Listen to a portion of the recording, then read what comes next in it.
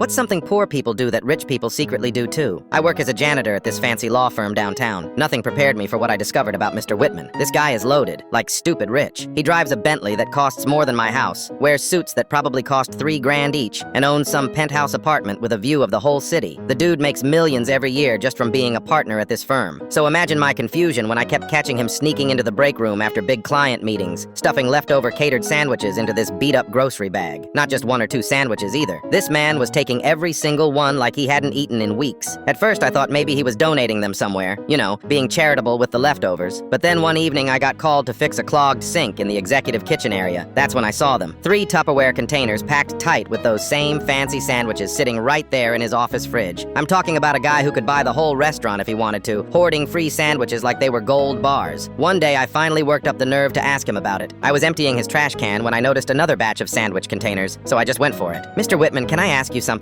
Why do you keep taking all those leftover sandwiches?" He didn't even look embarrassed, just looked up from his computer and said, "Do you know what they charge for these exact same sandwiches at the deli downstairs? $12 each. I'm not about to waste perfectly good food." That's when I started paying closer attention to his habits. And man, this guy was full of surprises. Every time he came back from business trips, I'd see him unpacking his luggage in his office. Out would come these little hotel shampoo bottles, like a whole collection of them. I once saw him using a coupon at the grocery store across the street, standing there in his $1,000 suit, arguing with the cashier about some expired discount. The wildest thing happened last month. I was working late, taking out trash, when I saw this figure hunched over by the gas station next door. It was him, Mr. Whitman, on his hands and knees in his fancy clothes, picking up coins that had fallen under one of those soda machines, just collecting change like it actually mattered to his bank account. I thought maybe the guy was having some kind of mental breakdown or financial crisis. But then our firm had this big charity event last week. Whitman got up on stage in front of all these important clients and other rich lawyers to give a speech about giving back to the community. That's when everything clicked. He talked about growing up dirt poor, eating government cheese, wearing secondhand clothes that never quite fit right. He told everyone how his family used to save every penny, reuse everything possible, and never waste a single scrap of food because they never knew when the next meal was coming. Then he said something that hit me right in the gut. Even though I have more money now than I could spend in 10 lifetimes, I still can't shake those habits. Rich or poor, nobody likes wasting free stuff. The difference is, when you grow up with nothing, you never really forget what it feels like to need everything. The whole room laughed when he said it, like it was some cute, quirky story. But I wasn't laughing. I was thinking about my own mom, who still washes out plastic bags and reuses them even though she doesn't have to anymore. Or my dad, who can't throw away anything that might be useful someday. After the event, I was cleaning up and Whitman approached me. He handed me a $20 tip, which he'd never done before, and said, "I saw you listening to my speech. You get it, don't you?" I nodded, because I did get it. Rich people might drive fancier cars and live in bigger houses, but some things never change. We all learned the same lessons about not wasting anything when we didn't have much to begin with.